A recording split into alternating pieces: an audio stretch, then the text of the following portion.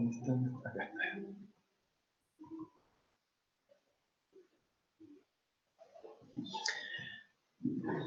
Ya, chiquillos, insisto en que ustedes pueden revisar el facsímil, lo pueden ver en cuáles se equivocaron, ¿no es cierto? Me parece que también pueden ver cuál era la correcta, y cualquier consulta que quieran hacerla, me la pueden nada más, ¿no es cierto?, realizar en forma directa. Espero que hayan descansado de esas merecidas vacaciones y que estén con más ganas de trabajar, chiquillos. Bueno, como siempre, vamos marcando las que están con amarillo, son las que la respuesta es correcta, y me encargo yo de revisar solamente aquellas que más se equivocaron. Por ejemplo, esta, dice: el afán por ganar entorpece el reconocimiento de ciertas verdades y virtudes, así como la ambición de poder hace perder el horizonte de la cortesía y de la confianza. Y ahora dice, ¿no es cierto?, esta actividad, esto, ¿no es cierto?, muy propio de la actividad política, sobre todo en época de elecciones. ¿Y qué es lo que ocurre? Dice, y es que al parecer a veces interesa más obtener un triunfo electoral antes que dar pie a un decir honesto tanto sobre las propias limitaciones como sobre las bondades del adversario. Es decir, lo que estamos señalando, ¿no es cierto?, es que en la política, en la actividad política, se ocultan los problemas personales que alguien pudiera tener, ¿no es cierto?, y tampoco se reconocen las virtudes de los contrarios. ¿Nos ves? ¿Perdón? ¿Vamos? ¿No alcancé a escuchar?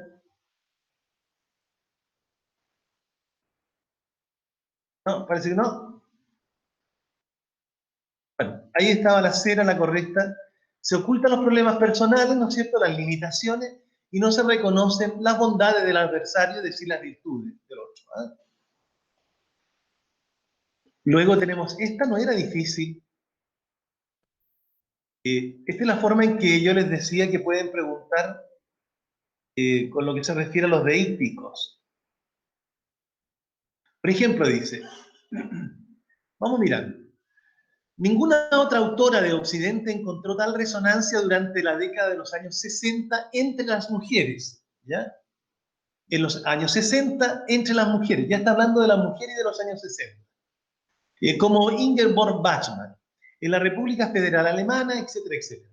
Y luego, en la última parte que tengo subrayada, ¿no es cierto?, dice, a partir de esto, es decir, a partir de esa situación, a partir de entonces, a partir de ese momento, se comenzó a tomar en serio, ¿no es cierto?, en la República Democrática, a Ingeborg Bachmann, sin restricciones. Por lo tanto, cuando yo digo, por ejemplo, acá, en aquella época, ¿a qué me refiero? En aquella época, son los años 60, ¿ya? Luego dice, Bachmann fue una de las primeras mujeres entonces que participó en esto. Por lo tanto, vuelvo a reiterar, la primera expresión, ¿no es cierto?, en los años 60 se refiere básicamente a esa época. Y estas mujeres, bueno, Ingeborg Bachmann, ¿no es cierto?, que sería la primera mujer que participó en esto.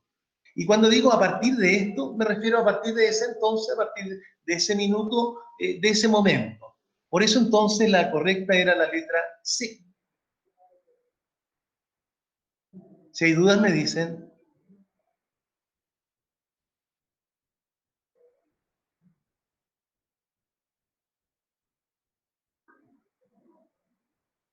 ¿Con cuál seguimos ahora? A ver. Esta es, ya. A ver, primero dice, ¿qué podemos inferir, ¿no es cierto?, del fragmento que acabamos de leer? Dice, Ford tenía la novela que él había leído en los primeros días. O sea, esto supone entonces que hubo un tiempo en que permanecieron juntos y que ya se conocían. Porque dice, Ford tenía la novela que él había leído en los primeros días. ¿Ya? O sea, él tiene la novela que él leyó. Por lo tanto, había cierta forma de compartir entre ellos.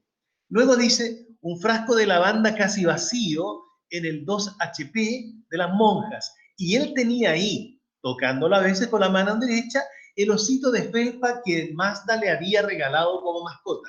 O sea, había una relación entre ellos previa. Por lo tanto, ¿qué podemos decir? Que los ocupantes de los vehículos mencionados habían compartido antes algún tiempo. ¿Ah? Ahora, ¿qué sentido tiene mostrar, por ejemplo, hablar de las personas? Pues se habla de las personas a través de sus autos. En el fondo es porque ya no interesa la persona como tal, interesa nada más que el vehículo. Es decir, en esa medida lo que estamos mostrando es la deshumanización nada más de la sociedad, que va a ubicar a cualquier persona no por lo que es, reitero, sino por el vehículo que estaría ocupando. ¿Qué nos viene a mostrar con eso entonces? Más que el nombre propio, más que Juan, Pedro, Teresa, lo que está diciendo, ¿no es cierto?, es el Ford, el Mazda, etcétera, etcétera. O sea, el ser humano no cuenta, no existe como tal. Por eso entonces muestra la deshumanización del mundo contemporáneo. Oiga, profe, Dime, y tengo duda con la 11, con la 11, ¿ya? porque Vamos, ¿sí? al final dice, porque esa carrera Uh-huh. entre autos desconocidos donde nadie sabía nada de otros. Entonces, primero dice que tienen, como que se conocen, y después dice que no se conocen, entonces, Sí, correcto, correcto. Aquí dice, a ver, dice, sí, hay una parte donde dice, pero no se refiere al sentido, por ejemplo, de no haber compartido, sino al conocerse más allá, porque no interesan las personas, interesa nada más que la entidad. Ahí, dame un minuto.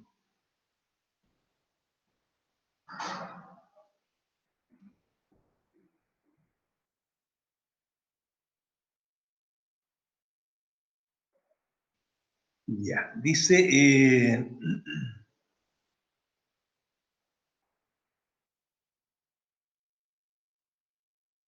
ahí dice, se corría a 80 kilómetros por hora hacia las luces que crecían poco a poco, sin que ya se supiera bien por qué tanto apuro, por qué esa carrera en la noche entre autos desconocidos, donde nadie sabía nada de los otros.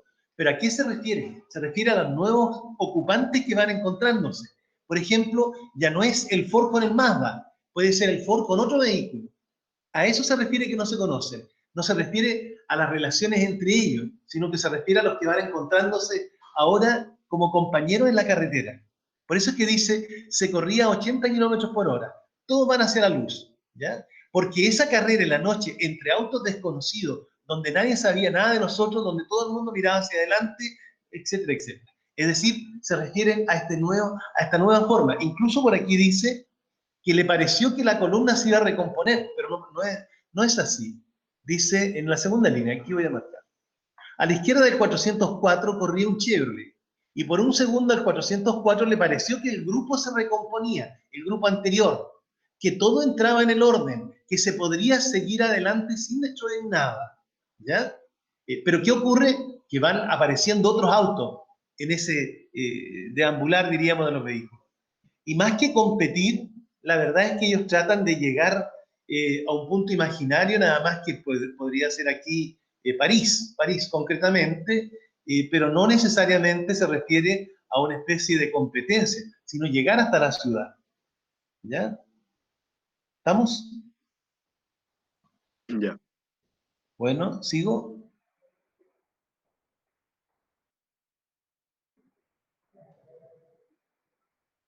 Aquí hay otro todavía. Bueno, ¿cuál es la idea central? Voy a corregir esto, porque de lo contrario se compagina todo el resto.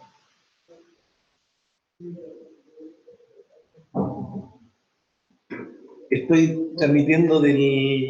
Chiquillo, estoy transmitiendo del liceo haciendo clases y... eh, denme un minuto porque me vienen a preguntar algo.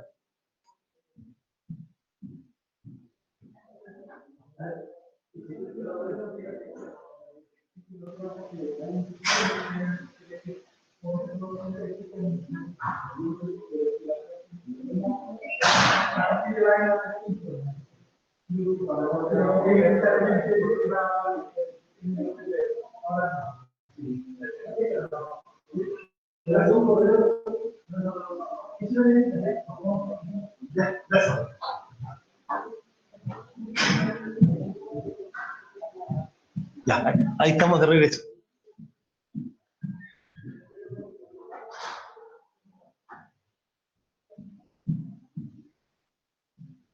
Bueno, hay que hacerse cargo de otras cosas, niños, así que les ruego me disculpen. Bueno, dejamos entonces la otra en el otro párrafo. ¿Cuál es la idea central ahora que aparece? A ver, en ningún momento, por ejemplo, se habla aquí de una relación de entendimiento en la pareja. Por el contrario, él permanece con insomnio, ¿no es cierto? Y ella permanece durmiendo. Incluso se señala que se sentía bien porque no habían podido o no habían tenido discusiones. Por lo tanto, ¿cuál sería la idea central que se desarrolla? La incomunicación de la pareja, porque no hay ningún momento de diálogo, de comunicación entre ellos. ¿Ya? Por eso entonces, vuelvo a reiterar, lo que se plantea aquí es dos seres que se juntan, tal vez, bueno, comparten en la cama, ¿no es cierto? Pero no hay ninguna relación, ningún vínculo sentimental entre ellos. Incluso lo único que existe entre ellos es a lo mejor un permanente chocar, ¿no es cierto? Y exasperarse, como dice en la última línea. Pero no está señalando que entre ellos, vuelvo a reiterar, hay una relación, ¿no es cierto?, afectiva o sentimental. Por eso es que lo que se muestra es la incomunicación de la pareja. Profe, ¿Sí? ¿le puedo hacer una duda con la 15, por favor? ¿Sí? ¿Vamos? ¿Esa es la Es idea? que yo en la 15 marqué la C ¿Ya? porque es que al final del texto dice que, no sé, o sea, como que no lo lamentaba, de hecho se sentía bien por no dormir, lo dice al final. Por Claro, eso lo descarté. pero dice, Oliveira no puede dormir y lo lamenta. Acá dice, se sentía muy bien, como siempre que la hamaca y él habían conseguido llegar hasta el final de un encuentro sin chocar y sin exasperarse. ¿A qué se refiere que él se sienta bien? ¿Ya? Se refiere a que en esa oportunidad en que se encontraron no llegaron a discusiones. A eso se refiere. Y en la parte primera dice, no puede dormir y lo lamenta. Él sabe que no puede dormir, ¿ya? Dice, se quemaba en la boca, sentado en la cama, una o dos, tres veces le pasaba el pelo. Estaba fumando, ¿no es cierto?, con el insomnio, ¿ya? Pero el lamento no se ve por ninguna parte. Perdón, vamos de nuevo. Lo tomé al revés. Dice, había dejado de levantándose. Aquí hay una parte donde dice que sabía que no iba a poder dormir y que... A ver, dame un minuto.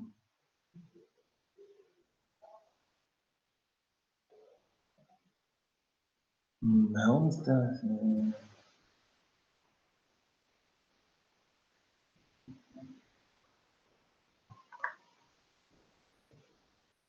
Aquí está, ahí está. Está más abajo de lo que yo había calculado.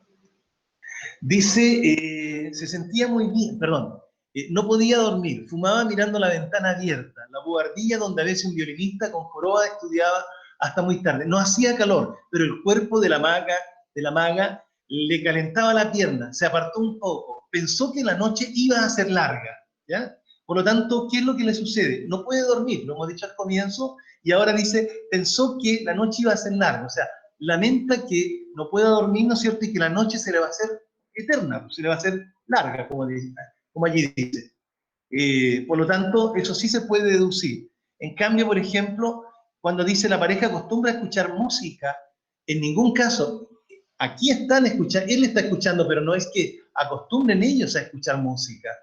Al final de un cuarteto de Haydn, la maga se había dormido y Oliveira, sin poderse y sin ganas de seguir escuchando, desenchufó el tocadisco, ¿ya? Pero no se señala efectivamente que para dormirse, por puesto que él incluso está insomne, es decir, está sin sueño, no puede dormir. Por lo tanto, vuelvo a reiterar, no podemos afirmar que él efectivamente duerma a través de la música, porque está sin dormir, vuelvo a reiterar. Y sí hay lamento porque sabe que la noche se le va a venir larga al no poder dormir. ¿Vamos?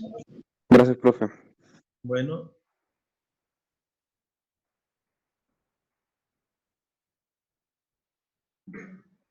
Vamos con el otro.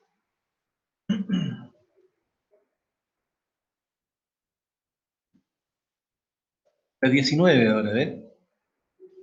Literalmente primero. Bueno, literalmente está tomada en el sentido que significa la palabra. ¿Qué es lo que es lo literal? Lo que se expresa textualmente. O sea, no hay un significado de interpretar o no. Simplemente dice, reflexionó sobre cómo este amigo, descontento de su éxito en su ciudad natal, había literalmente huido, o sea, expresado de manera concreta. ¿Qué es lo que significa aquí literal? Que está diciéndolo textualmente, sin una interpretación. ¿Qué es lo que hizo? Huyó. Huyó hacía años a Rusia, ¿ya? Porque estaba descontento con la ciudad natal. Entonces, ¿qué es lo que hizo? Se fue nada más. Y no hay otra interpretación. Por eso es que literalmente, reitero, significaría textualmente, porque no hay otra forma, no hay otro contexto. La palabra se interpreta tal cual está expresada. O sea, ¿qué es lo que hizo él? Arrancó, huyó hacia Rusia. Por eso es que es textualmente, literalmente, que no tiene otra interpretación. ¿Qué hizo él? Huyó nomás. Fue una verdadera huida por no tener éxito en su propio pueblo. Del relato anterior se puede inferir que el comerciante es una persona mayor, sí, porque tenía un amigo de juventud. Por lo tanto, si tenía un amigo de mucho antes, es porque ya él no es joven. Por eso dice, acababa de terminar una carta a un amigo de su juventud, que se encontraba en el extranjero. Ahí está.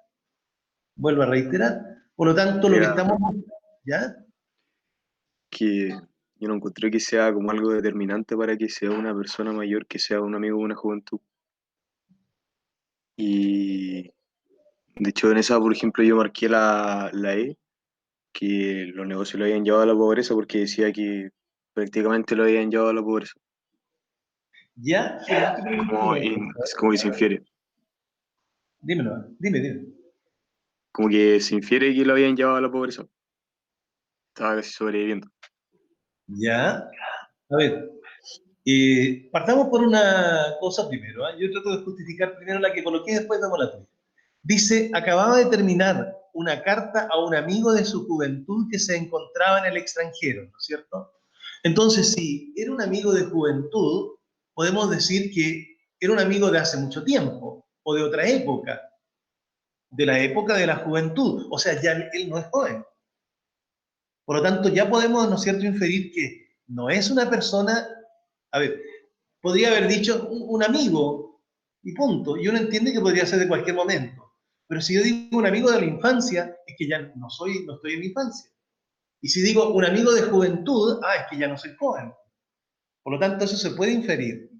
Ahora, dice, tenía un negocio en San Petersburgo que al principio había marchado muy bien, pero que desde hacía tiempo parecía estar estancado, tal como lo había lamentado el amigo en una de sus más infrecuentes visitas.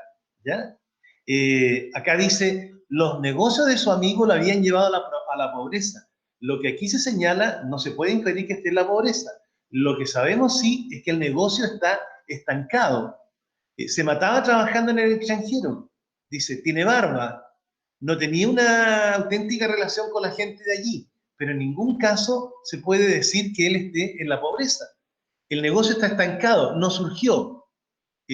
Había marchado muy bien al comienzo, dice, pero desde hace un tiempo parecía haberse estancado, tal como lo había dicho a otro. O sea, estaba paralizado, pero no significa que esté en la pobreza, reitero. ¿Estamos?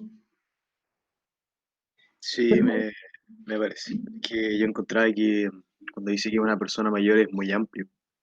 Podría ser que es mayor que él o que es un adulto mayor. No sé. Sí, Así lo bueno, pensé. tal vez sea verdad. Yo utilicé la palabra mayor como hombre de edad, mucho más que mayor o menor que él. Por eso dice, a ver, por eso había puesto, reitero, el comerciante es una persona mayor, no mayor que él, una persona de otra edad. ¿Por qué? Porque se conocían desde la juventud y el otro se había ido. Por lo tanto, uno supone que ya no es el joven que había conocido. Era un amigo de mucho antes que se había ido, que le había ido bien, que ahora el negocio estaba estancado. Pero en todo caso, cuando habla de la pobreza, yo no lo veo, ¿eh? No alcanza a decir que está en la pobreza. Lo que dice es que el negocio no ha seguido floreciendo. ¿Estamos? Ya. Ya, voy al segundo párrafo. ¿Qué es lo que hace, qué función cumple con respecto al primero? Bueno, aquí empieza a hablar de quién es este amigo al que le escribe la carta.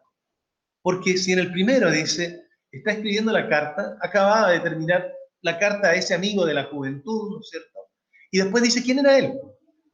Había sido, ¿no es cierto?, un hombre descontento del éxito en su propia ciudad. Se fue a Rusia, tenía un negocio, al principio marchó bien, se había estancado, ¿ya? Le había dicho a él a través de las cartas. Es decir, el segundo lo que entrega básicamente son antecedentes de lo que pasaba con este amigo. ¿Quién era él? Eso. ¿Quién era él? Vamos a la que sigue.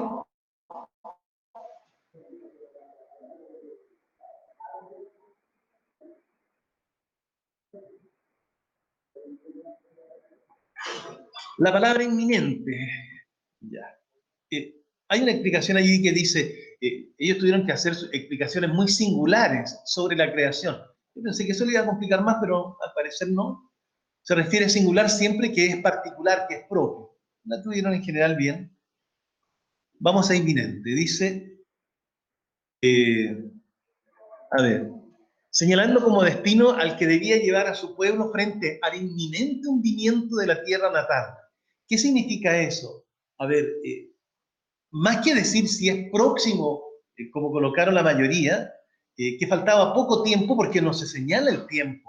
Lo que se está diciendo aquí, en el sentido, es el inminente hundimiento, o sea que nada podrá evitar que la isla donde vivían se hunda. Entonces tenía que llevar el pueblo a la otra isla.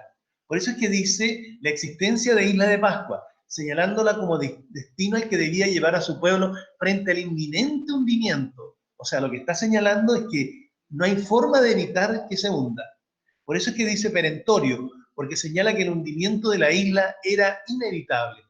No se refiere a la proximidad, si va a ocurrir luego, o tarde, o nunca, o más adelante. Se refiere a que es irrevocable, que no se puede cambiar el hundimiento, la desaparición de la isla. Oiga, ¿Sí? en la primera no podía ser extravagante. La primera, ya. Insisto, no se equivocaron tanto. Lo que pasa es que extravagante siempre se refiere, como el significado está allí, a algo extraño, a algo raro, fuera de lo común.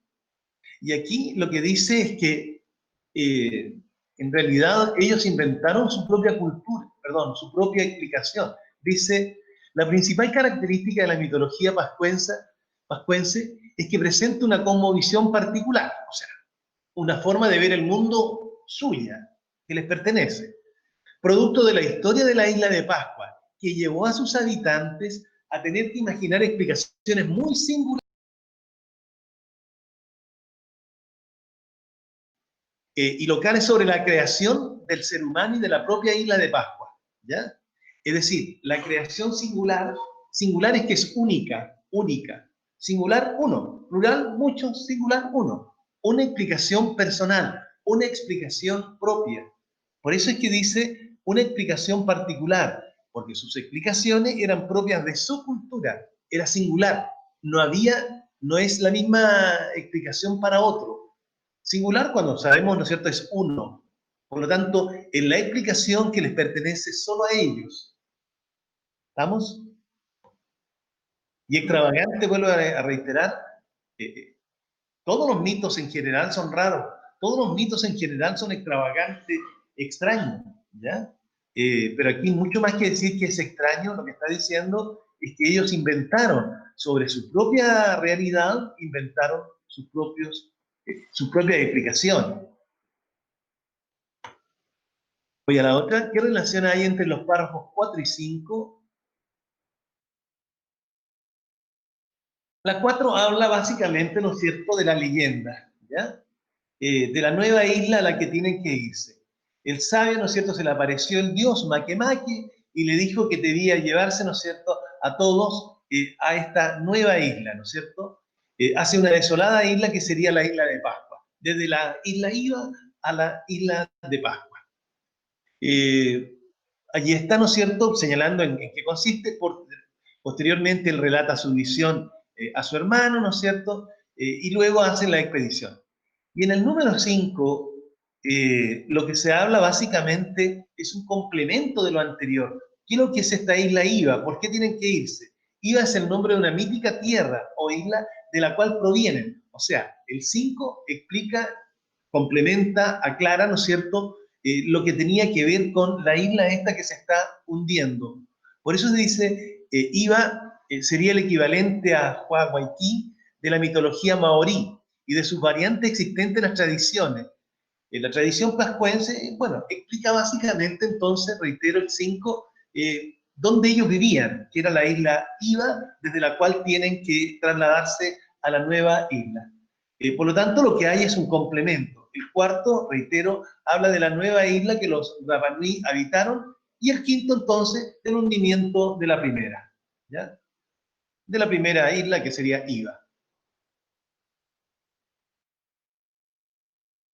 Según el texto, la mitología de la isla de Pascua, bueno, ya hemos dicho en parte eso, está relacionada con su propia historia, dijimos, ¿no es cierto? Es singular, ahí está, y está relacionada con el mar, como todos los, diríamos, como toda la Polinesia. Unas características propias, únicas, dice el primer párrafo, ahí estamos, ¿ya? Al igual que el conjunto de las tradiciones, es también de carácter marítimo. O sea, todos ellos, por ser isla, tenían explicaciones de carácter marítimo relacionado con el mar. Por lo tanto, 1 y 3. ¿Por qué no la número 2? Porque dice, la mitología de la isla de Pascua explica el poblamiento de la isla en coincidencia. No, porque es singular, porque es propia. No es común a todo. Lo único que tiene de común es que se relaciona con el mar, pero la explicación misma es propia, es de la isla de Pascua y no de otras islas. ¿Vamos?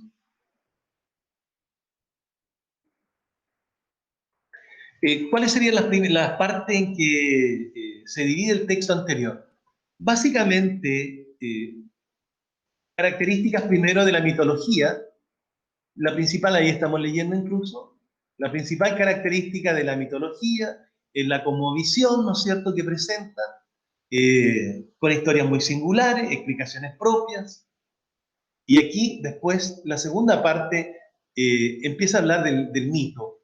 El mito, diríamos, pascuense, sobre su propia creación y cómo llegaron a habitar, que sería el mito de Isla de Pascua y de la isla Giva, donde vivían anteriormente. Por lo tanto, dos grandes partes, características de la mitología pascuense al comienzo, y después se relata el mito o los dos mitos que rodean, ¿no es cierto?, este traslado de la isla Giva hasta la isla de Pascua.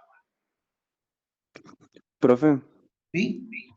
es que yo en esa alternativa me quedé entre la alternativa B y E, y resulta que yo marqué la B porque como que no me podía sacar de mi cabeza que al final del texto habla de como los descubrimientos arqueológicos, y como que, no sé, me resulta que es como un tema muy, como que no se podía mezclar con lo otro, como que sí o sí tenía que ir aparte, y me decanté por la B.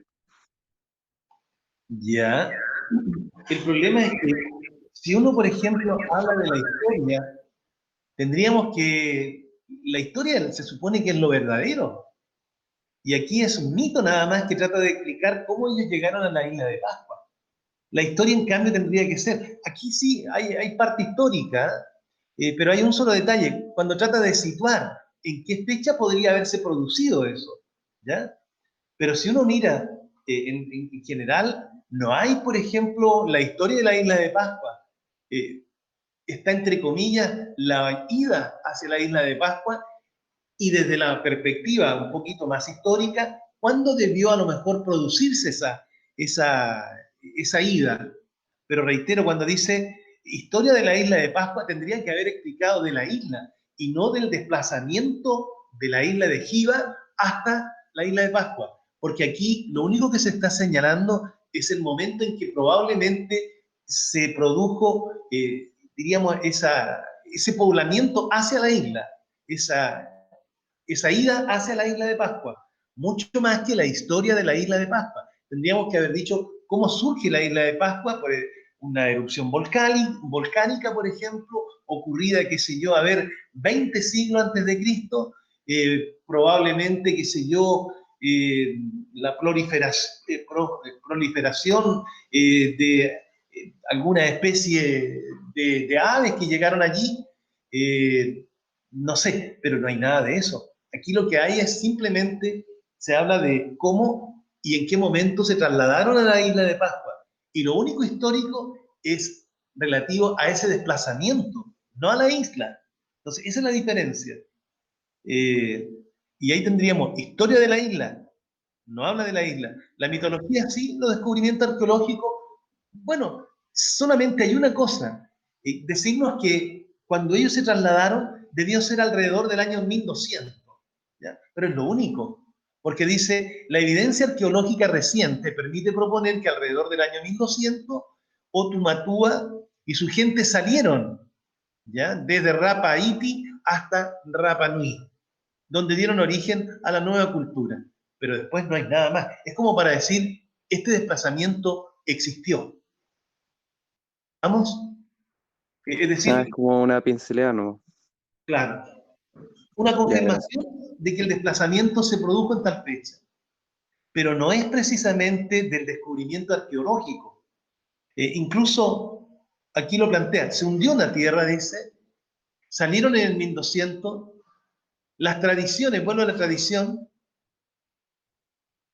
vuelve después al hundimiento que seguramente fue parcial, pero principalmente, reitero, sitúa el momento del desplazamiento, es todo lo que la arqueología descubre. ¿Cuándo seguramente se produjo? Cuando se hundió parte de la bahía y cuando los otros se fueron.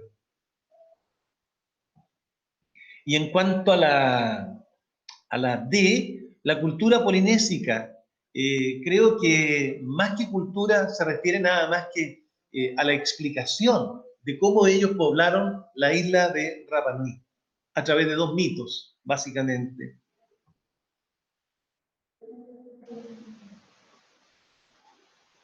Ese ya lo habíamos visto. Vamos a la de Hernán Cortés ahora.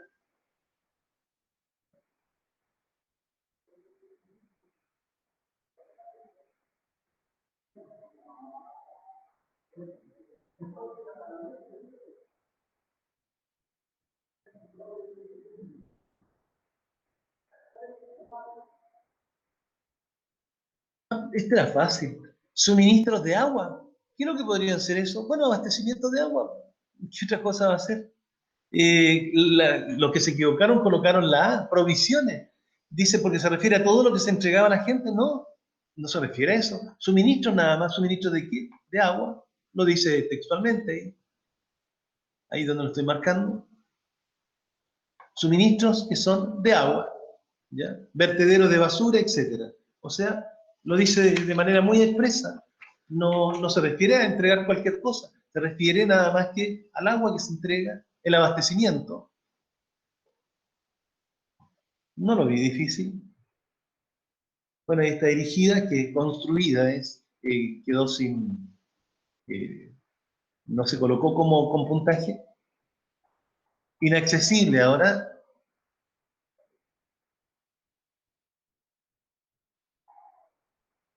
Dice, actualmente desarrollada cultura representa el más inaccesible de todos los misterios. ¿A qué se refiere? Que no se ha podido averiguar bien en qué momento, ¿no es cierto?, existió esta ciudad. ¿Cuál fue el origen de esta ciudad de Teotihuacán?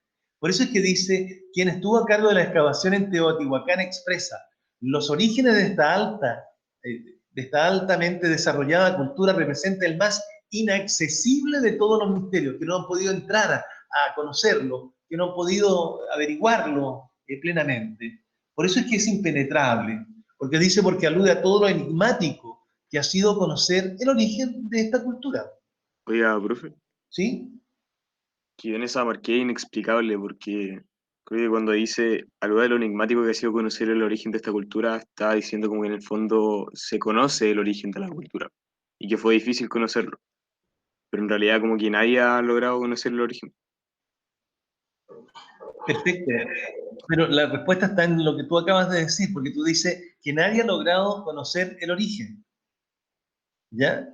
Entonces, nadie ha logrado conocer, no explicar. A lo mejor yo lo conozco, pero a lo mejor no sé explicar. O si lo conozco, a lo mejor también sé explicarlo. Acá dice que nadie ha logrado conocer. Por eso es que es un misterio. Tú mismo lo decías al final. Es decir, no han logrado conocer. Bueno, si no han logrado conocer es porque no hay acceso a ello. O sea, no han podido penetrar en el misterio de lo, mucho más que en explicar, no han podido conocer ellos. Por eso dice, los orígenes de esta altamente desarrollada cultura representa el más inaccesible de todos los misterios.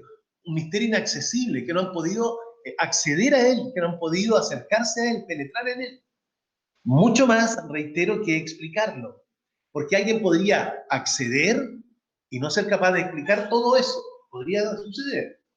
Pero aquí nos está refiriendo a que han podido acceder, a conocer, a averiguar. Dice que no han podido averiguar, que no han podido conocer. ¿Estamos?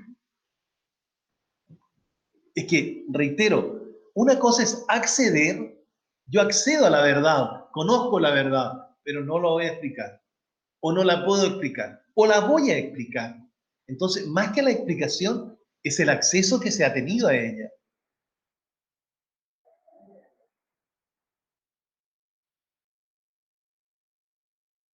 Voy a la otra. ¿Qué podemos inferir del párrafo 2? Dice, si bien la arqueología no ha descubierto mucho más acerca del origen, vuelvo a reiterar lo que ya habíamos dicho, por lo menos ha desenterrado la ciudad. En su apogeo debió extenderse a lo largo de 25 kilómetros cuadrados y su población se estima en 200.000 personas.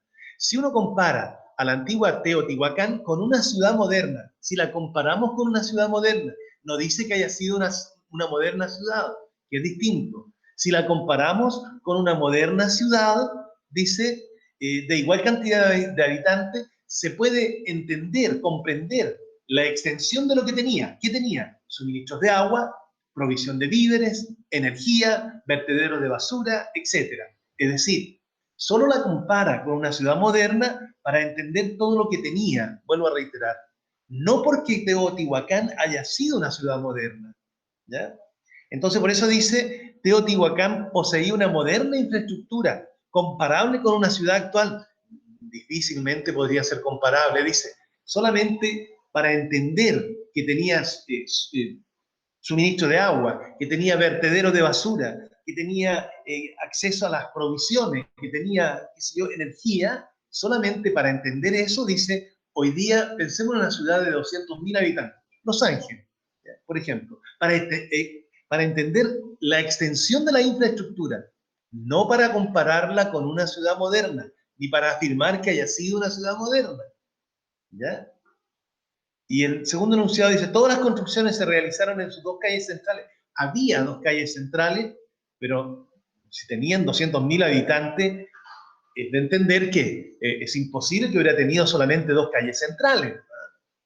Allí estaba lo principal, pero evidentemente que con esa cantidad de habitantes debieron tener muchas más calles. Acá dice que las construcciones principales se extendían a lo largo de las dos calles, pero no está diciendo, reitero, a ver, ¿dónde está eso? Aproximadamente 2.600 edificaciones importantes, erigidas, construidas a lo largo de sus dos calles centrales, ¿ya? Pero no se dice que haya sido lo único.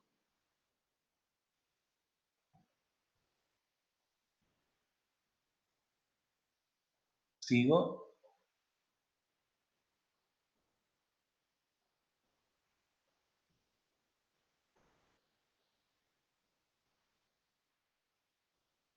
Ya estamos de la rata. Bueno, aquí cuando habla de entendiendo las ratas, ¿qué es lo que han hecho? Han tratado de entender al hombre. Por lo tanto, el conocimiento del hombre lo han hecho a través de la rata y él irónicamente señala entonces que se ha pervertido el conocimiento, porque dice, a ver,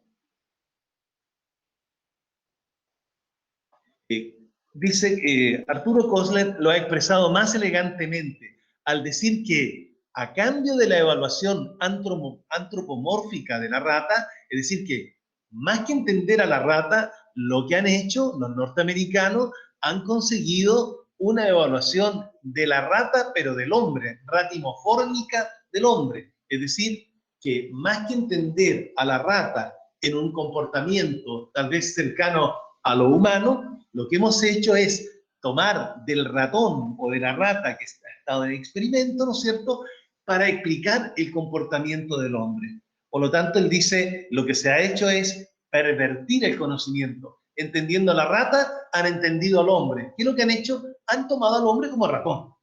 ¿Ya? Por eso es que dice, se ha pervertido el conocimiento del hombre. Pervertido porque lo explican, reitero, a través del ratón.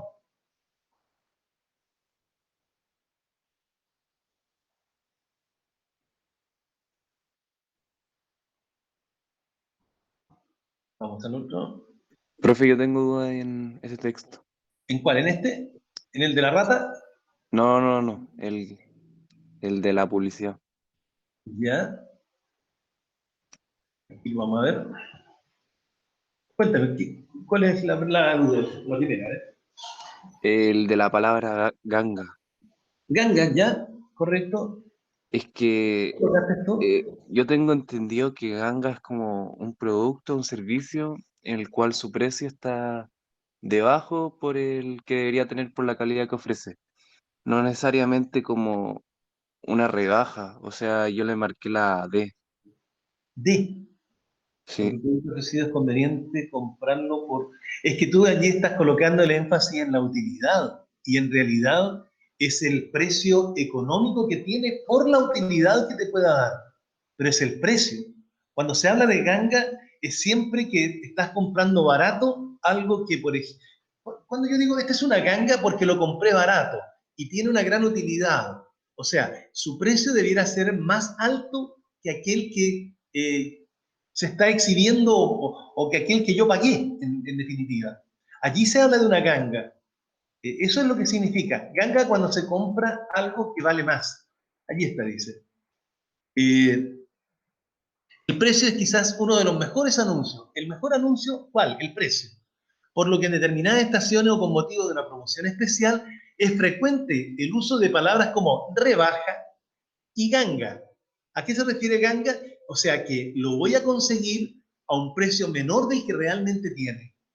Por eso dice ganancia porque el precio del producto ha bajado ofreciendo utilidades económicas. ¿Cuándo lo considero una ganga?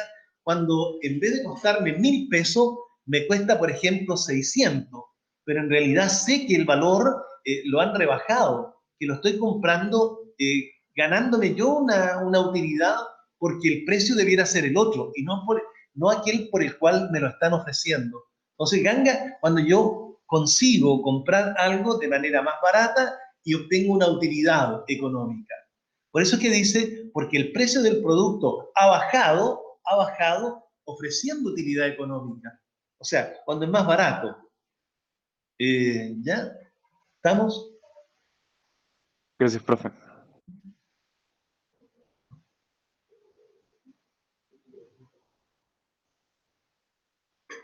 Dice ahora, de la lectura del texto, ¿qué podemos inferir?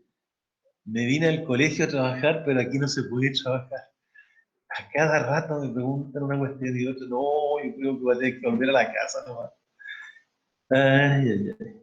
Bueno, vamos a la otra. 50. ¿A dónde voy?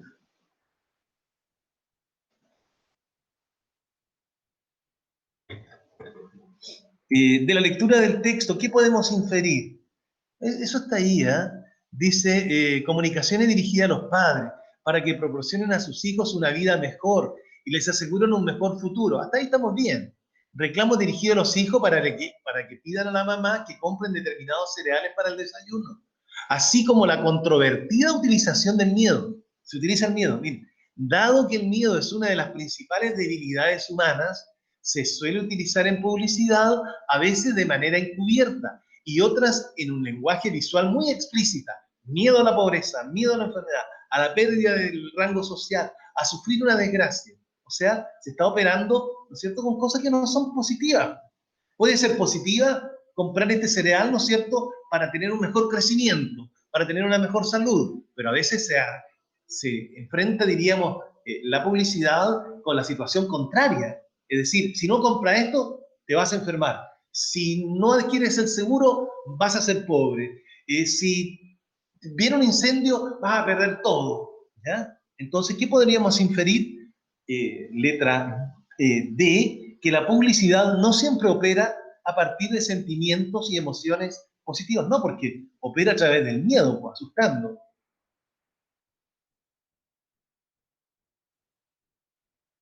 Vamos ahora a la marca registrada. Esa es la 53. Oiga, profe, ¿Perdón?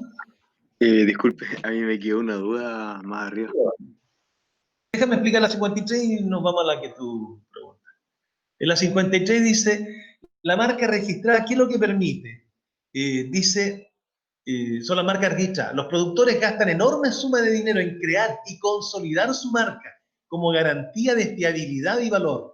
Una marca registrada carecerá de sentido si el productor no garantiza una alta calidad del producto. ¿Ya? Cuando el consumidor confía en el sello comercial, se puede considerar que este en sí mismo es un anuncio publicitario. Por lo tanto, ¿qué es lo que hace? Primer enunciado, persuade más fácilmente a los consumidores. Claro, confiamos en que, por ejemplo, Samsung es una buena marca y cualquier cosa que saque Samsung va a ser buena. Lo primero. Luego dice, introducir nuevos productos con el mismo grado de confiabilidad. Claro, por eso es que dice como garantía de fiabilidad y de valor. ¿Ya? Tercero, buscar nuevas formas de publicitar un producto. No, se está hablando nada más que la marca registrada, no es una nueva forma de buscar. Basta que diga Samsung para que la gente compre, ¿no es cierto? Porque la marca ya tiene ese poder, ¿no es cierto?, de asegurar que hay calidad. Por eso solamente la 1 y la 2, no la 3. No es una nueva forma, sino que es un sello que la marca tiene y que permite inmediatamente confiar y que permite que cualquier producto de la misma marca se acepte. Vamos, pregunta, ¿qué pregunta? A ver. A mí me quedó una con ¿Cuál? Artífice y con el título de Teotihuacán, Ya. Artífice. ¿Sí? que yo le puse promotor, porque señala a la persona que hace la publicidad en el fondo, no como al creador que inventa la publicidad. Yo diría que está al revés, porque dice el ingenio del artífice, el ingenio del que la creó, el ingenio del artista, de quién fue el creador, mucho más de aquel que promociona. A ver, es el ingenio del que crea. Las múltiples técnicas de persuasión dependen del ingenio de su artífice, del ingenio de quién, del que lo hizo, del que la creó. ¿Ya? Es el ingenio, reitero, no para promocionarla después, sino de quien creó la publicidad. Por eso es que dice el ingenio, o sea, la inteligencia, la astucia, tal vez, del artífice, es decir, del creador, ¿ya? No se refiere al que promociona. Acá dice, porque señala a la persona que promueve o da a conocer los productos. No se refiere, qué sé yo, a la tonca o a cualquier otro comunicador social que aparezca en Almacenes París, sino a quien creó la publicidad, a quien imaginó cómo hacer la publicidad. Las múltiples técnicas de persuasión dependen del ingenio del que la crea, no del que la promueve. ¿Quién es el que la promueve? La tonca, pero ella la creó. No, pues no hay quien tiene ella.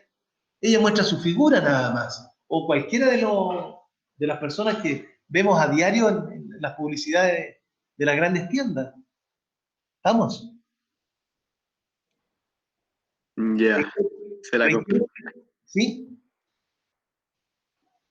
Reitero que cuando habla del ingenio del artífice, está hablando del ingenio del que creó algo, no del que promovió después, que podría ser incluso hasta el canal que promueve, que podría ser la persona que a lo mejor aparece en el comercial, Sergio Lago, la Tonka Tomisi, o cualquier figura del espectáculo, por ejemplo.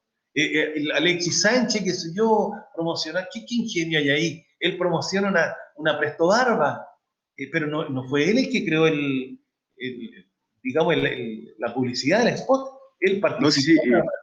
Sí, ¿Ah? que yo lo había tomado por el hecho de que, como dice, las múltiples técnicas de persuasión dependen del ingenio de su artífice, lo entendí como que las técnicas de persuasión que están disponibles dependen del uso de quien hace la publicidad, Depende a de ver, quien la hace uso de ella.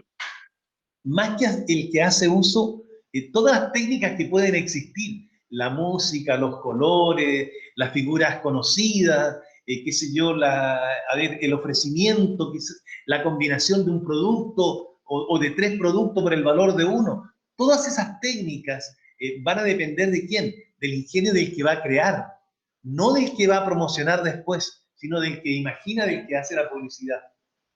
¿Estamos? Ya. En todo caso, artífice no tiene otro sentido que no sea creador. Artífice es el creador, el artista. De ahí viene la palabra. Artífice, artista, el creador, aquel que inventó algo, aquel que imaginó algo. Por eso es que dice ingenio incluso. Mucho más que aquel que realiza la acción propiamente tal.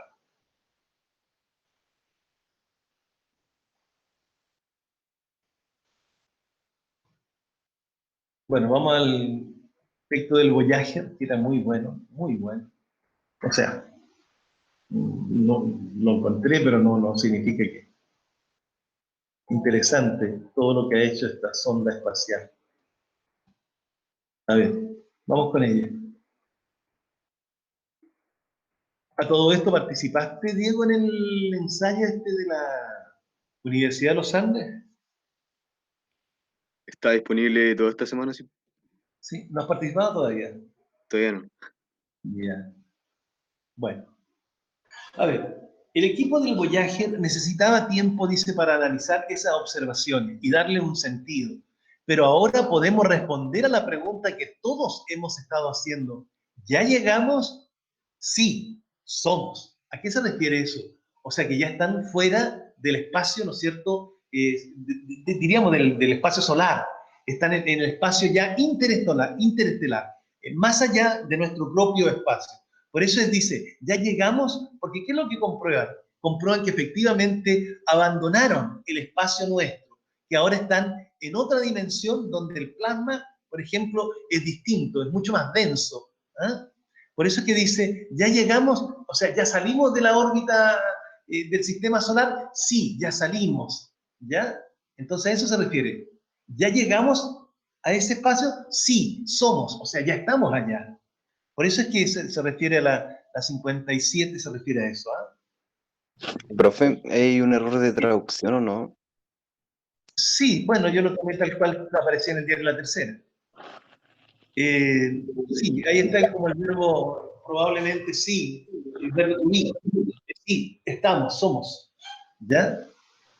Porque creo que es we are, pero se refiere a que sí, sí llegamos, no que somos. Puede ser, claro, sí. Pero está traducido así, pero yo creo que uno igual lo entiende, sí, porque dice, ¿ya estamos allá? Sí, ya estamos, ya llegamos. Creo que es un poco la idea. Bueno, por eso era la B, dice que los científicos esperaban llegar fuera de lo que abarca el sistema solar y se han dado cuenta que ya lo lograron, que ya están allá, están en esa otra dimensión. Vuelvo a la anterior. ¿Dónde se encontraría entonces? Bueno, en un nuevo espacio, en el nuevo espacio interestelar que lograron medir por la vibración del plasma, ¿no es cierto? Al tener ahí está. Se espera una densidad de este tipo en el espacio interestelar. Leo un poquito más. Las oscilaciones, la llegada de la luz, ¿no es cierto?, del Sol, dice, las oscilaciones particulares significaban que la nave espacial estaba bañada en un plasma 40 veces más denso del que habían encontrado en la capa exterior. O sea, por lo tanto, está en la otra parte. ¿Ya? Basándose entonces en el trozo leído, la Voyager se encontraría en una zona nueva, en el espacio interestelar. Ahí está. Recién también lo habíamos dicho. Ese ya lo hicimos. Perdón, parece que faltamos una, sí, aquí. Esta es. Bueno, ¿cómo determinaron el lugar donde se encontraba? La 55. ¿Ya? Bueno, está acá arriba. ¿Eh? por la intensidad de repente, la actividad del Sol, que hizo vibrar, ¿no es cierto?, el plasma, y que ellos pudieron captarlo acá. Dice aquí, voy a sacar a ver, vamos a sacarlo para revisarlo mejor. Ahí dice, el Voyager 1 no tiene un sensor de plasma, esa es otra pregunta que equivocaron, no tiene un sensor de plasma de la nave espacial para realizar una determinación definitiva de su ubicación. Una eyección, dice, de masa coronal o un estallido masivo del viento solar y los campos magnéticos que surgió del Sol en marzo del 2012 proporcionó a los científicos los datos que necesitaban. O sea, se produjo por la por la explosión solar.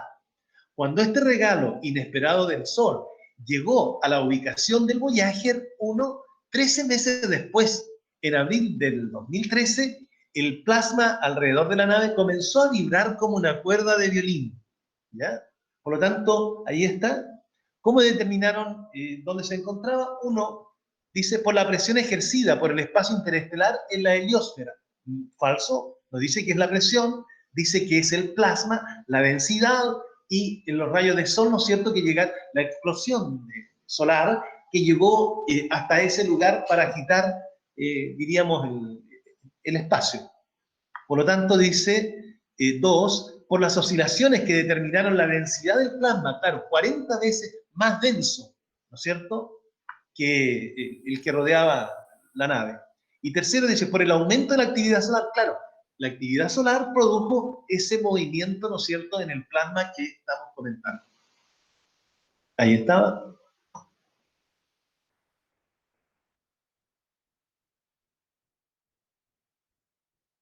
Bueno, ahí está la falsa también que lo acabo de leer. ¿Cuál de los siguientes enunciados es falso? El primero, la nave cuenta con mecanismos capaces de medir la densidad del plasma que la rodea. No, no lo tiene. Ahí está, recién lo acabo de leer, ¿no es cierto? No tiene un sensor de plasma. Lo determinaron ellos a partir, ¿no es cierto?, insisto, de la actividad solar y de la agitación que se produjo en el plasma que rodeaba la nave, que era más denso. ¿Ya? Y al ser más denso dijeron, esto es distinto. Esto no es lo que nosotros normalmente conocemos. Y bueno, la última ya. No me quedó muy buena esta última pregunta, pero a ver. Dice, ¿cuál de los siguientes enunciados no expresa una conducta normal? Anormal. Bueno, era invierno y estaba sudando. Claro que es anormal, ¿no es cierto? En invierno uno no suda precisamente. Luego limpió el vino con la palma de la mano, luego una mano con otra y las dos en el pantalón. Anormal. ¿Quién va a hacer eso? ¿No es cierto? Limpiarse con las dos manos en el pantalón. Me tienen prohibido bailar porque me hace mal. Bueno, si le tienen prohibido no debiera bailar. Pero cuando el Charleston volvió a comenzar, el gordo como enviciado no resistió la tentación. O sea, se lanzó a bailar. Anormal porque le tenían prohibido hacerlo. Comenzó a bailar en forma desenfrenada, moviéndose como un loco descontrolado. Estaba fuera de sí. También es anormal. Y la otra, pero no me quedó muy bueno porque es por esto de, pero más muerto, más muerto. ¿Ya? Y después pareció debilitarse, quedándose más tranquilo, pero más muerto. No, pues está muerto, no está muerto. Tal vez allí no quedó muy claro. Pero era lo más, diríamos, cercano a una conducta que pudiéramos decir relativamente normal o que pudiera darse efectivamente entre las personas. Eso de más muertos, sí, al final creo que no me quedó tan claro. Ahí estamos, niños. Tenemos pocos minutos. Si hay alguna pregunta, me dicen, porque si no, cambiamos tema porque quiero hablar de otras cosas todavía.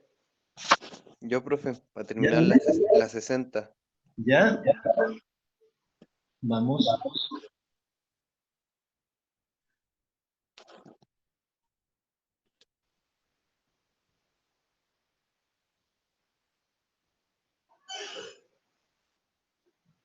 Yo después la 1, profe. Ya. Yo, profe, en la 60 marqué espera un segundo. Marqué la E. Es que al comienzo del texto, como que habla de que el no quererse juntarse entre ellos no era como un caso particular de la persona que está relatando, sino que es de los tres, del Jaime y del Memo. O sea, como que ellos no se querían juntar entre ellos, no era un caso particular de solo el que está relatando, y no marqué al gordo porque sueño sale explícito de que el gordo murió. O sea, no Yo es no como una veo inferencia. tanto así, ¿ah? Creo que es una inferencia. Dice, se quejaba como un niño, ahí estoy marcando, ¿ah? ¿Ya? Yo creo que sí se dan detalles. Se quejaba como un niño. Me pareció que algo se había roto dentro de ese cuerpo, dejándolo inconsciente. Inconsciente no como borracho, sino como cadáver. No dice claramente que estuviera muerto. El recuerdo del gordito me quedó bailando. Pasar me daba asco, olor repugnante. Cuando los enfermeros vestidos de blanco como ángeles se llevaron al pobre gordito. O sea, uno intuye que murió, por lo que aquí está planteando, por los enfermeros vestidos como ángeles, que está inconsciente, más que como borracho, como cadáver, dice. ¿Ya? Como que algo se rompió dentro de él, pero no necesariamente, dice, trataban de reanimarlo mientras él se quejaba, y se quejaba como un niño. ¿Ya? Por lo tanto, uno creo que sí infiere que el gordo murió, pero no lo dice abiertamente. ¿Y cuál habías puesto, perdón? La E. Todos los personajes que estaban en el bar sintieron culpa por lo ocurrido. A ver, nosotros sabemos eh, de ellos y a lo mejor ni siquiera es culpa. Eh, por ejemplo, el dueño y el mozo palmoteaban para entusiasmarlo más, ¿ya? No se nos dice que ellos hayan sentido peso de conciencia. Incluso creo que ni siquiera ellos no quieren juntarse, tal vez porque tienen miedo de que, incluso al final, no sé si alcanza a salir aquí y dice, bueno, vamos, juntémonos y punto. Ya cuando seamos más viejos nos vamos a cuidar. Eh, Reitero, no podemos decir que todos, por lo menos nunca se ve al dueño del bar, nunca se ve al mozo, si es que sienten remordimiento o no. A lo mejor ellos, pero dice todos los que estaban en el bar. ¿Estamos? Ah, ya. Sí, tiene razón, es que no había tomado en cuenta las otras personas. O sea, exceptuando los amigos, no tomé en cuenta. Ya. Voy a la número 1 que me habían mencionado. Sí, Dice, yo sí. ilusionista, agradable mezcla de romanticismo y magia. Con dos buenas actuaciones, nos cuenta la historia de un mago. Un mago, ¿se necesita aclarar ilusionista? ¿Qué es lo que quiere decirnos en el fondo? Que no hay mago, no existe el mago. Lo que hay es un ilusionista, alguien que produce una ilusión, pero no hay un mago. Entonces, ¿para qué pregunta por eso? El Sí, es que, enunciado. ¿Ya?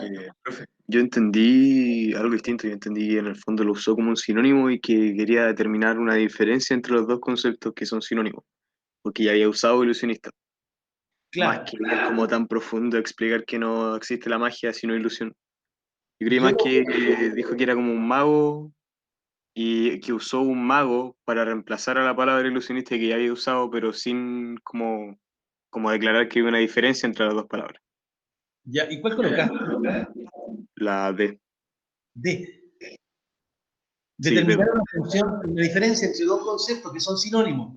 A ver, yo creo que sí son sinónimos, voy a partir de esa base, pero más que establecer una diferencia, lo que él trata de decirnos es que no hay magia, lo que hay es ilusionista, ilusión. Incluso lo dice al final, ¿eh? No se contaba con toda la parafernalia de David Copperfield, por ejemplo, pero que sorprenden, ¿no es cierto?, este experto de la ilusión. O sea, lo que está diciendo es que mago no existe, lo que existe es un ilusionista. ¿Ya? Creo que, por eso dice, ¿para qué voy a decir que se llama ilusionista? Por eso es que el ilusionista, y parte con ese, el nombre de la película incluso.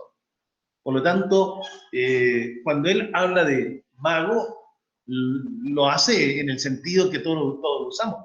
Pero él, vuelvo a reiterar, está planteando claramente que no es el mago, sino el que provoca una ilusión.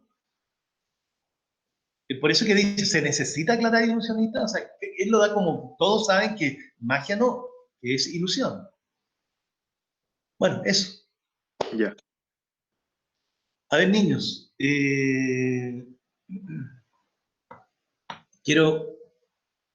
vamos a otro asunto. Les subí recién, un poquito antes de la clase, les subí la reseña de la revista Huella, chiquillos, que quiero que le echen una miradita. Que le echemos una miradita. Y voy a subir también, para los que quieran participar, la base del concurso literario. A ver, voy a la... Echemos una miradita rápidamente a la reseña porque debieran empezar a trabajarlo ya. Y también les pediría que, si tienen alguna sugerencia de cómo hacer la revista este año, por favor, necesitamos ayuda porque esto no se ve tan claro. Ahí está. Ya, chiquillos, aprovecho de ir explicando. Primero, dice, se deben respetar absolutamente las instrucciones que se entregan en la redacción de la reseña y que se refiere al uso de mayúscula, minúscula, uso de negrita, tamaño de letra, márgenes, sangría, etc. Dos, dice, cada alumno debe conocer su reseña al momento de entregarse. A ver, bueno, ahora es un poquito más complicado hacer la reseña entre ustedes, pero se pondrán de acuerdo, me imagino, en grupo de alumnos, 4 o 5 alumnos, para ir haciéndose la reseña entre ustedes. Les sugiero hacerlo de esa manera. Las veces que han intentado hacerlo, por ejemplo, todo el curso a cada alumno, eso no ha resultado nunca, nunca. Y no creo que esta vez vaya a ser la excepción. Por lo tanto, reitero, reúnanse en un grupo más pequeño, 4, 5, 6 alumnos, por ejemplo, los más cercanos, y se van haciendo las reseñas. Pero cada uno tiene que conocer su reseña. No se trata de empezar a perjudicarnos unos con otros. Tercero dice, el profesor se reserva el derecho de suprimir o modificar tanto la redacción como aquellos aspectos que vayan contra la integridad de cada persona. Cualquier aspecto que al profesor encargado, que soy yo, lo lleve a pensar en que hay alguna broma encubierta o de doble, triple, quíntuple, sextuple sentido, podrá ser eliminada sin consulta a los alumnos que la redactaron. Aquí quiero que ser muy claro, chiquillos. Las bromas de repente tienen que ser transparentes. No juguemos con la cuestión, qué sé yo, sexual sobre todo. Porque a veces le hacen una broma que no todas las personas están dispuestas a aceptarlas como tal. La verdad es que hay algunos que se sienten incluso muy tocados. Y no se olviden que después también la reseña la leen los papás. Por lo tanto, lo que ocurre posteriormente es el reclamo, ¿no es cierto? Y con justa razón, por tallas de doble sentido que suelen colocarse. La verdad es que en todos estos años he tenido 2 reclamos fuertes sobre eso. En uno no me di cuenta y el otro lo consideré una interpretación nada más. Pero cualquier broma de doble sentido, chiquillos, yo me reservo el derecho de eliminarla porque después hay problemas. Los apoderados sienten que se pasó a llevar la dignidad de su hijo. ¿Ah? En todo caso, yo después de corregir la reseña, yo la subo, ¿ya? Y probablemente ahora que es más fácil, las voy a subir a Classroom como archivo y cada uno podrá revisar su propia reseña. Y si hay algo que no le parece y que quiera cambiar, porque se lo cambiaron después, lo puede hacer. Cuarto, dice, si un alumno ya no pertenece al curso, no se incorpora a la reseña, sin embargo, al final de la reseña de todo el curso, se puede hacer un recuerdo, un resumen de sus características u otro aspecto que se desee señalar. Quinto, la fecha de entrega es el día 30 de octubre, viernes 30 de octubre, fecha en que también se deberá entregar el archivo de la foto de cada alumno, ¿ya? El archivo de la foto, no la foto pegada, ¿ya? No se pega la foto no. En un archivo ustedes colocan fotos del cuarto C y allí colocan todas las fotos, ¿no es cierto?, que se tomaron de manera digital para que después podamos, ¿no es cierto?, colocarla junto con la reseña, ¿ya? 6, dice, cada curso dispone de una página antes de la reseña para publicar caricatura, foto del curso, mosaico, collage etcétera, o cualquier aspecto relativo a todo el curso. O sea, si quieren, ustedes pueden, ¿no es cierto?, hacer uso de esa posibilidad. ¿Ya? Es una hoja que la pueden usar para colocar fotos de cuando eran niños, para colocar caricaturas, para colocar cualquier cosa que sea simpática. 7. Todas las reseñas deben entregarse en un solo archivo, al igual que las fotos de cada alumno. La entrega se hará en un pendrive y el pendrive yo lo devolveré. No me lo envíen a través del correo porque es demasiado pesado. Entonces no va a llegar, chiquillos. Vamos a tener que enviarlo a Drive, yo voy a tener que entrar a bajarlo de Drive. Prefiero que, yo creo que al 30 de octubre nos estaremos viendo las caras. Por lo tanto, me lo pasan en un pendrive o lo dejan acá, si no tuviéramos, lo dejan aquí simplemente, yo saco en portería, saco el archivo que corresponde y se los devuelvo. Ahí va a quedar. Y abajo hay un ejemplo de cómo debiera ser. Por ejemplo, debieran ser entre 12 a 14 líneas para cada alumno. Ahí se coloca el nombre con mayúscula, tamaño 12, con negrita. El alias va en paréntesis, con minúscula. Luego dejamos una sangría y empezamos a redactar la reseña. Luego está el hobby, la frase típica, se le ubica en regalo práctico y futuro. Todos esos aspectos ustedes pueden cambiarlo, pero tienen que, si los van a cambiar, los pueden cambiar como curso, no como alumno. No es que, por ejemplo, a González se le ocurrió dejar fuera el regalo práctico y colocar se le encuentra él. No, o lo cambia todo el curso o ninguno. Pueden cambiarlos todos, pero todo el curso. Por eso es que dice, las palabras hobby, frase típica, se le ubica en regalo práctico y futuro, deben ir con mayúscula y con negrita y en el mismo orden. Si el curso lo desea, puede cambiar estos aspectos, pero deben ser iguales para todos los alumnos. Se sugiere confeccionar las reseñas por grupo de amigos, hacerlo el curso para cada alumno ha resultado imposible. Preguntas, chiquillos, que ustedes pudieran tener.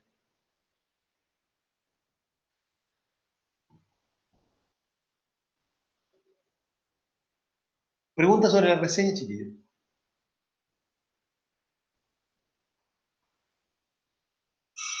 ¿No?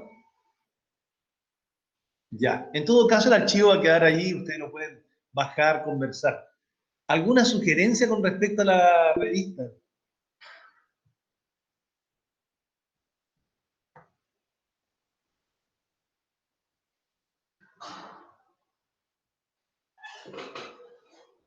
¿Alguien tiene alguna sugerencia?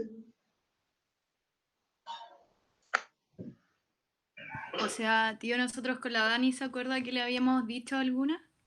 Pero ¿Sí? igual podemos como hacer un Word o un documento con todas las ideas que tengamos y no sé, que tenga el curso también. Y se lo mandamos todo en una hoja para que Ah, sea más fácil. perfecto. Bien, bien me parece.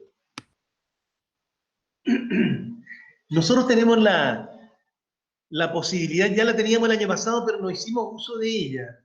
La posibilidad de, por ejemplo, de que la revista se entregara digitalizada, es decir, mucho más que entregarla en papel, entregar, diríamos, la revista, ¿no es cierto?, digitalizada, lo que permitiría que de repente la revista no se pierda, se puede mantener en un archivo, etc. Pero también pensaba y me conversé esto con algún grupo de alumnos, no sé si fue con ustedes a lo mejor, la posibilidad, por ejemplo, de que se entregara para el colegio en general digitalizada, pero para los cuartos además se entregara en papel, es decir, impresa. Es una posibilidad también. Sugerencias, chiquillos, que quieran comentar.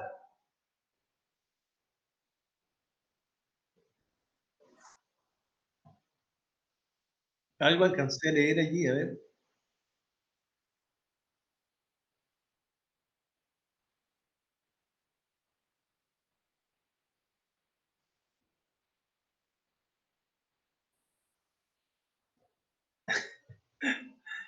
No están así, Maite, no se hace así. A ver, en realidad esto se propuso el año pasado, ¿ah? En esas campañas un poco ecológicas que hay, en uno a 10, Mandío, te portaste mal ayer. ¿Qué estás preguntando? Bueno, vuelvo a la pregunta de Maite, a la comentario de Maite.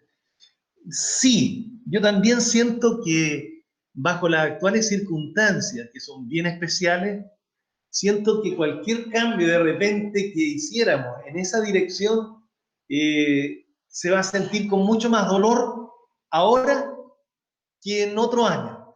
Y también me preocupa.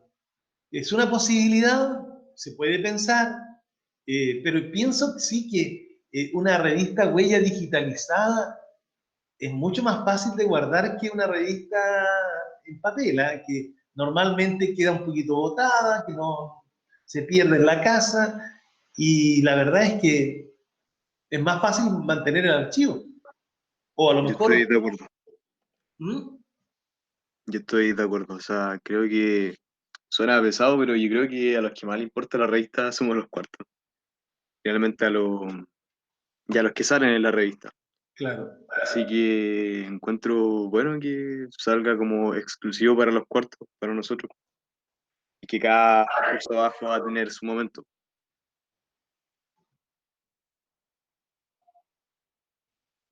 Pues es eso, básicamente, ¿eh? En realidad ni siquiera sé si sale más caro o más barato. Lo que sí sé es que el año pasado ya se planteó esa posibilidad. Pero, bueno, eso lo vamos a mirar todavía, chiquillos, y al final podemos todavía tomar un poco de tiempo y decidir. Pero me gustaría que ustedes entregaran, efectivamente, como dice Florencia, entregaran algunas inquietudes que tienen con respecto a cómo hacer la revista este año. Porque no vamos a terminar hablando todo y con fotos, qué sé yo, que hemos tomado de la pantalla del computador.